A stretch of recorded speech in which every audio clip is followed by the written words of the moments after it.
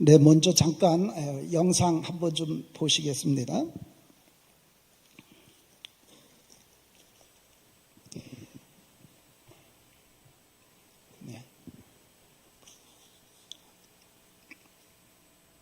Today on the Daily Dose, the Man Gulch Fire of 1949. In the early 1940s, the U.S. Forest Service created an elite team of smoke jumpers who parachuted into remote wildfires, which turned sadly tragic on August the 5th, 1949, when on a broiling hot day 20 miles from Helena, Montana, a fire was reported in Man Gulch.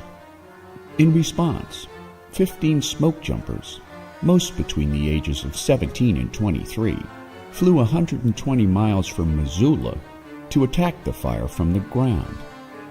Landing safely at 4:10 p.m., they hiked down into Man Gulch with their heavy packs and Pulaski axes of a grass fire. Their plan was to fight the fire with the Missouri River and a tributary creek to their backs, which would also second as their escape route.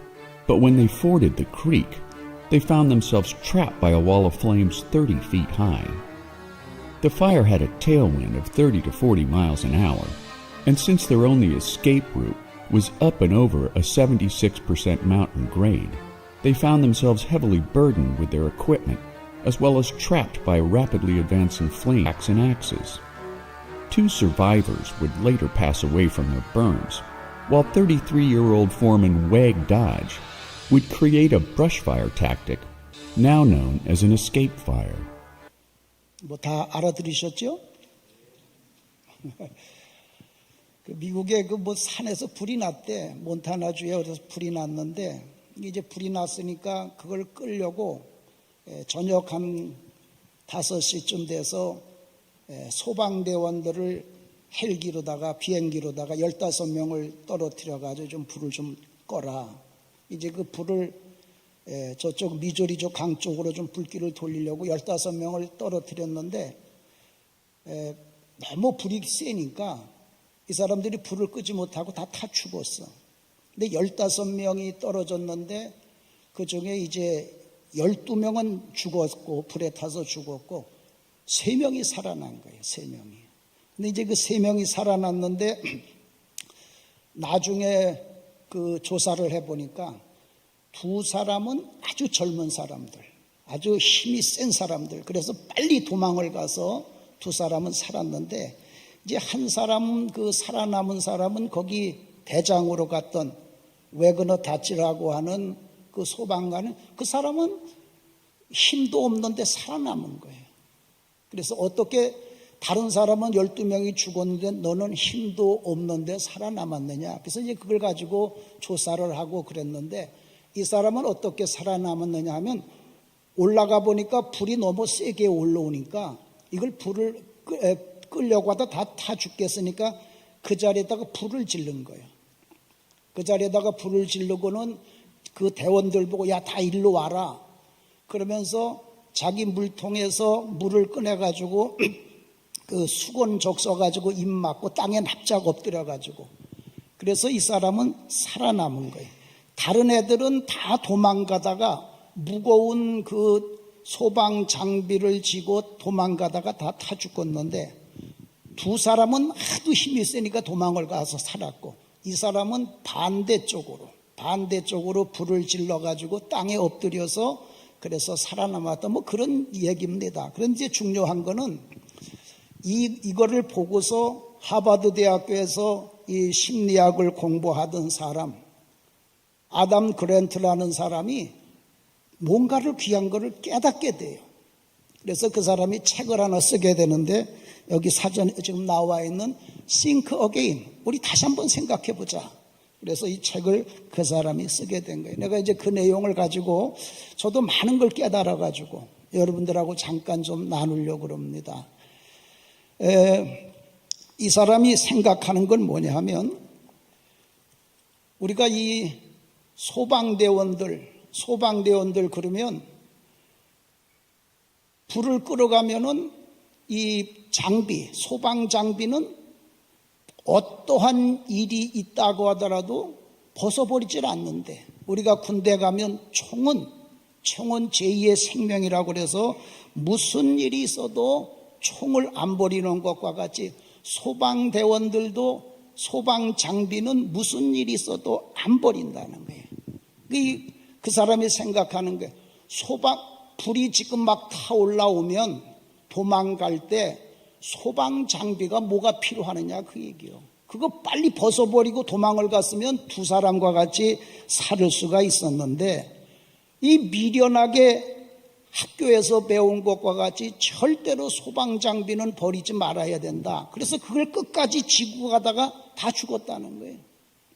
또 우리가 불이 나면 반대쪽으로 도망을 가는 것만 생각하는데 이 사람은 이 소방대장 다찌는 반대쪽으로 불을 켜고서 그리고서 땅에 엎드려서 살아남는 그런 생각을 하게 됐다고 하는 거예요. 이 짧은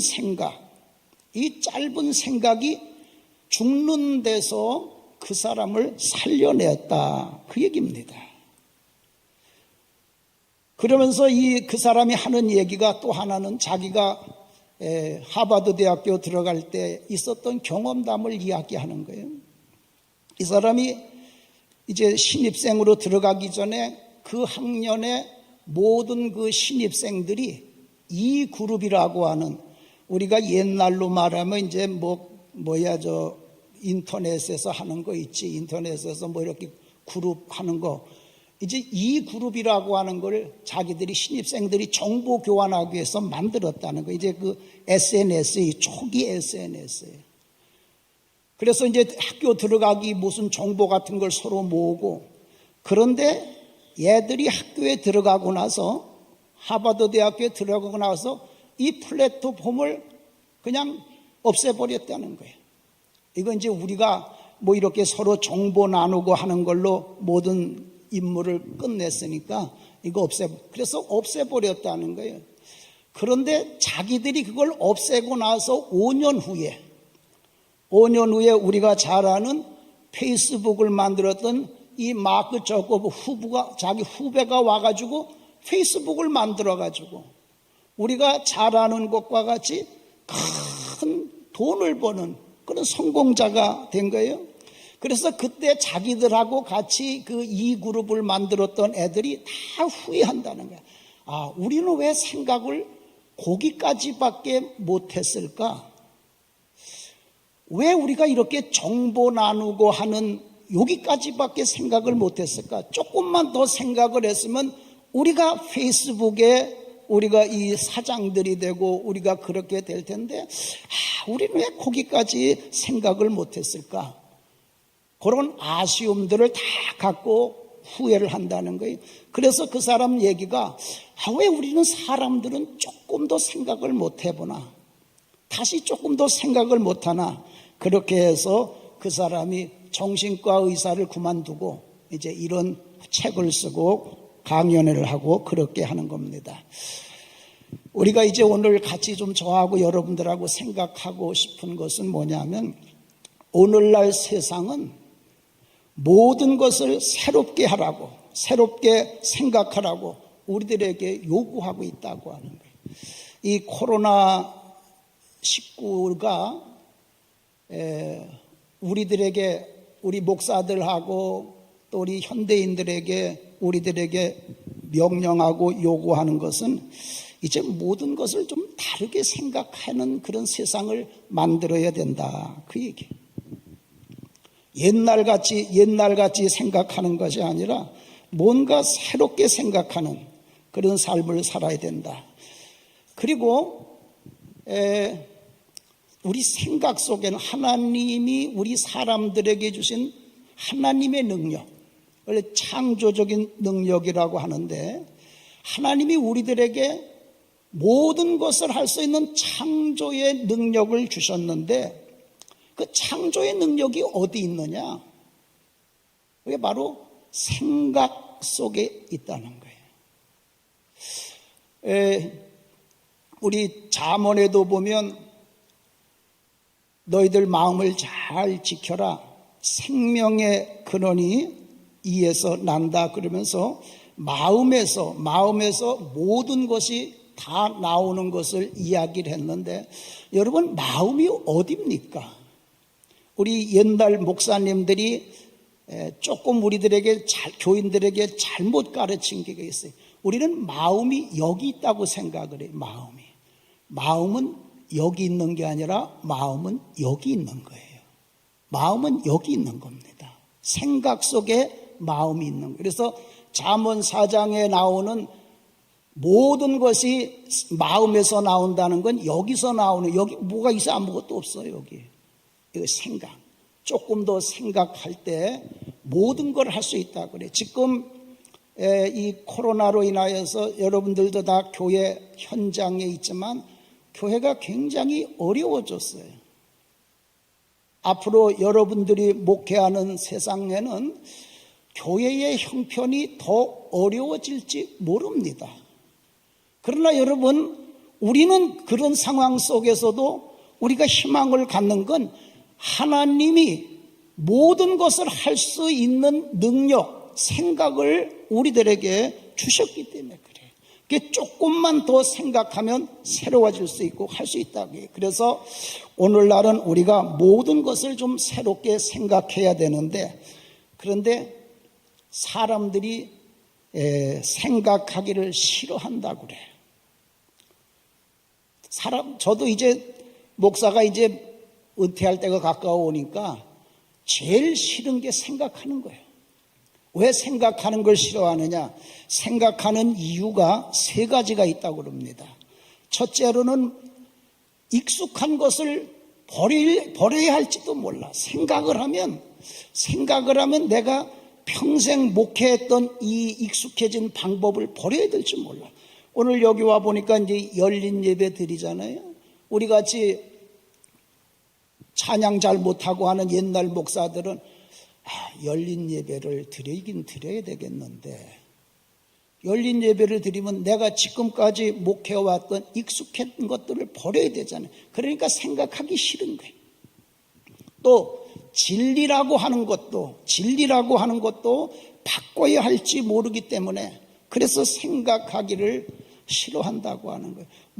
여러분들이 감리교 신학교 나오면 이렇게 앞으로 목사가 되고 목회를 이렇게 해야 된다. 이게 마치 진리인 것과 같이 생각을 하는데, 이런 것도 바꿔야 될지 모르겠어요. 우리 여러분들이 신학교를 졸업을 하고 앞으로는 목회를 우리가 지금까지 생각했던 이런 목회가 아니라 새로운 목회를 해야 될지도 몰라. 그래서 자꾸 생각하기를 싫어하고, 마지막으로는 우리 자신의 일부를 잃어버릴지도 모르기 때문에, 그래서 다시 생각하기를 싫어하는 거예요. 내가 이거 하면 내가 목사 자리가 위태로워질 수도 있는데, 내가 이렇게 하면 우리 가정이 위태로워질 수도 있는데, 이렇게 해서 우리 사람들이 다시 생각하기를 싫어하는데, 그러나 다시 생각해야만 살 수 있는 그런 상황 속에 우리가 지금 있다고 하는 거예요. 그런데 여러분, 우리가 생각하는 것 중에, 생각하는 방법 중에 방법이 이제 크게 2가지가 있다고 그러는데, 생각하는 방법 하나는 뭐냐면 제일 좋은 방법이에요. 시간을 갖고 생각하는 방법. 데이터를 다 모으고, 그 다음에 좋은 정보들 다 모으고, 그 다음에 가서 또 자문도 받아보고, 그리고는 다 모든 걸 분석을 하고, 그리고서 이제 결정을 하는, 이렇게 시간적인 여유를 갖고 생각하는 방법. 이거 얼마나 좋아, 이러면. 이거 아무런 문제가 될 게 없는 거예요. 우리가 시간적인 여유를 갖고 하는 거예요. 그런데 우리에게 있어서 정말 중요한 것은 이렇게 시간을 갖고 여유를 갖고 다시 생각하는 게 아니라 2번째 방법, 즉흥적으로 다시 생각하는 방법, 이게 중요하다 그런 거예요. 아까도 말씀을 외근어 닫지는 순간적으로 이건 도망가서 살 길이 아니다. 이거는 불을 놓고 반대쪽으로 가야 살 것이라고, 그거는 그냥 즉흥적으로 생각하는 거 아니에요. 우리가 우리에게 정말로 힘이 되고 능력이 되고 하는 것은 이렇게 즉흥적으로 생각하는 거라는 거예요. 오늘 이 성경 말씀에 나오는 것이 그런 얘기입니다. 다윗이 사울왕이 자꾸 죽이려고 하니까 이제 유대 땅에서는 어디 갈 데가 없어요. 그래서 사울왕이 하도 아주 급박하게 자기를 추격해 오니까 그냥 정신없이 강계 평양으로 간 거예요.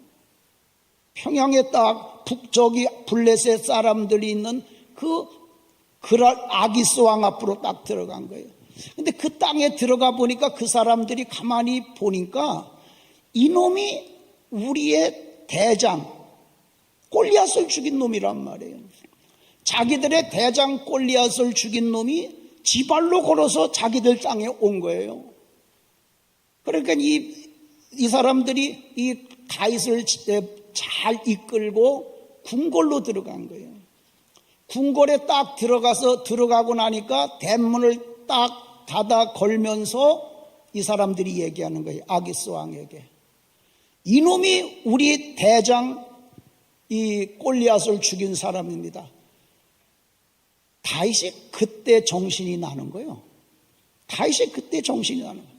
어머, 내가 어떻게 정신없이 오다 보니까 여기까지 왔네. 그 순간에 다윗이 그 순간에 즉흥적으로 다시 생각을 합니다. 일반적으로 여러분, 우리가 일반적으로 죽을 위기에 처하면 어떤 걸 하느냐면 도망갈 생각하죠. 도망갈 생각을 하든지 아니면 그들하고 싸울 생각을 하든지, 그게 일반적인 생각이에요. 교인들이 코로나로 인해서 교인들이 안 나온다. 그럼 목사들은 교인들에게 뭔가를 좀 강요하고 이렇게, 이게 우리가 일반적인 생각인데 다윗은 그렇게 안 하잖아요. 도망가려고 합니까? 싸우려고 합니까? 전혀 다른 방법, 미친 척하는 연기를 하잖아요.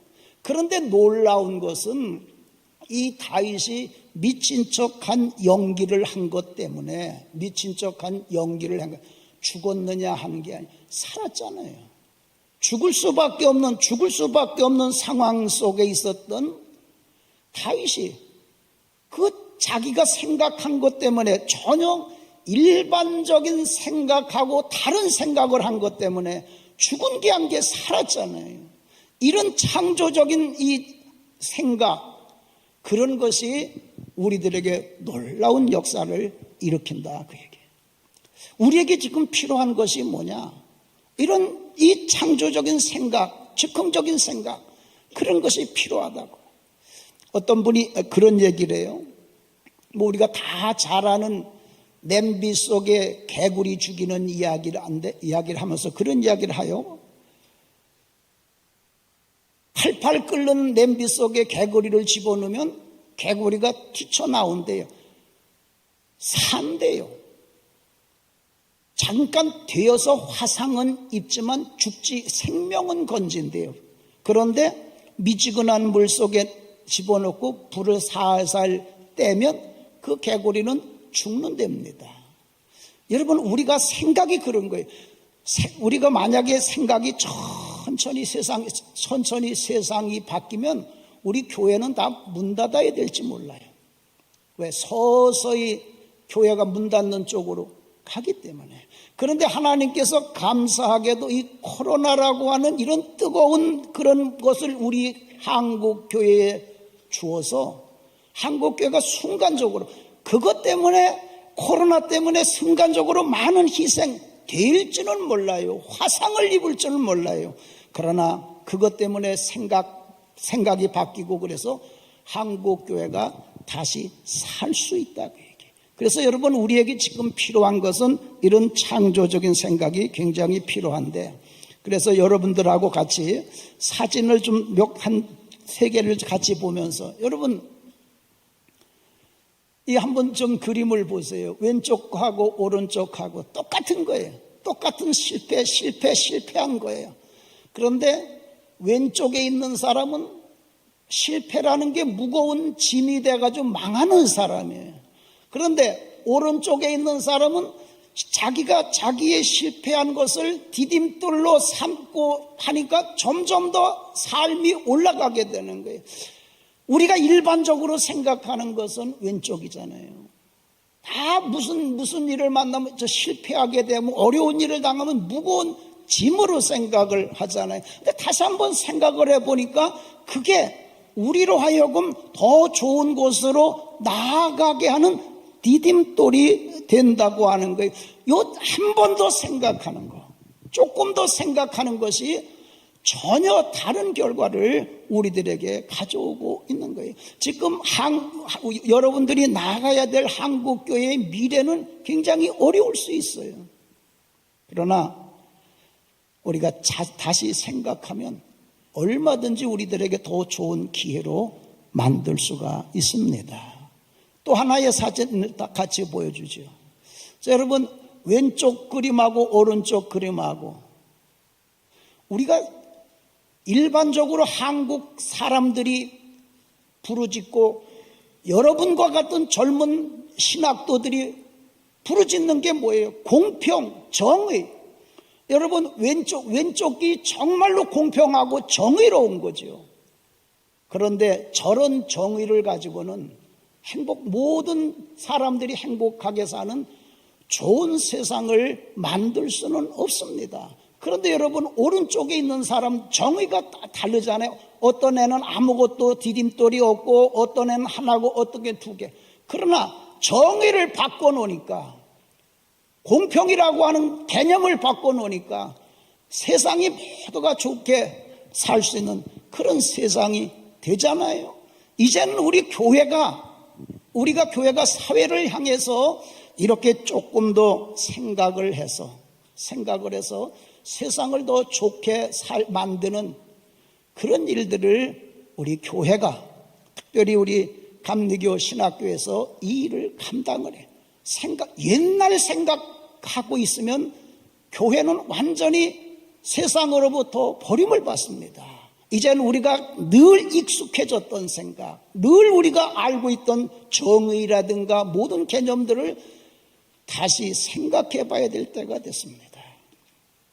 한 가지 더 사진을 하나 더 보여드릴게요. 여러분, 이게 뭐 같습니까?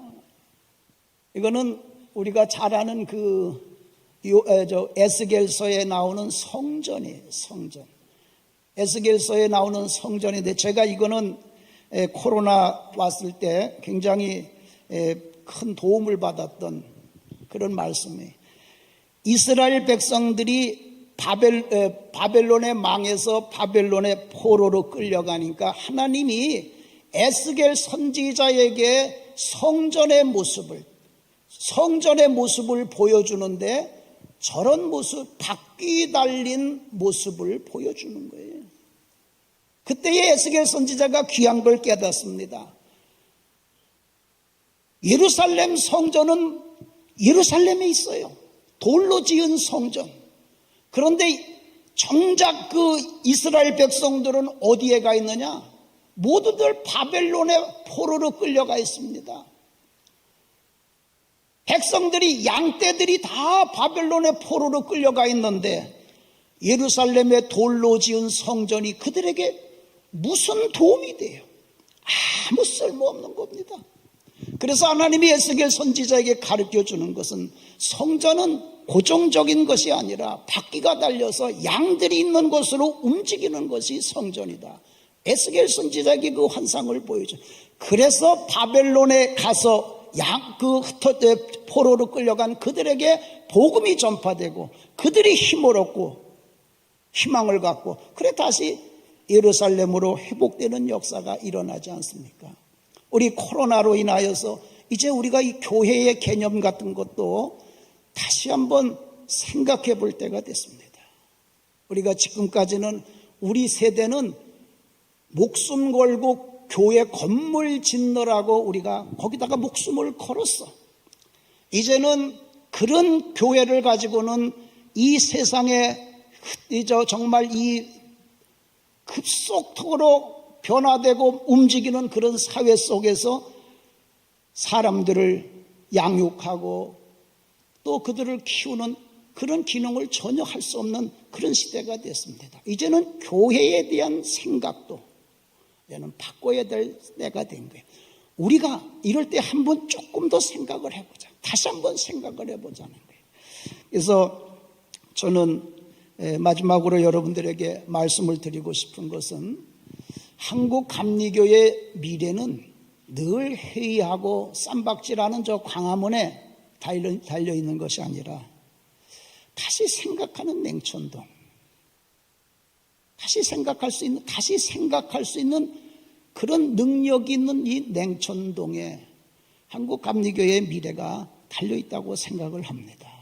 우리 총장님, 우리 교수님들, 정말 한국교회의 미래를 생각하면서 좋은 우리 학생들과 함께 다시 한번 교회를 생각하고 우리가 하나님의 나라를 위해서 이제는 새로운 개념으로 어떻게 우리 한국 감리교회를 세워갈까 이렇게 생각해 줘서 한국교회를 다시 일으켜 세우고 하나님의 영광을 드러내는 우리 냉천동 우리 신학교가 되기를 주님의 이름으로 간절히 축원을 드립니다.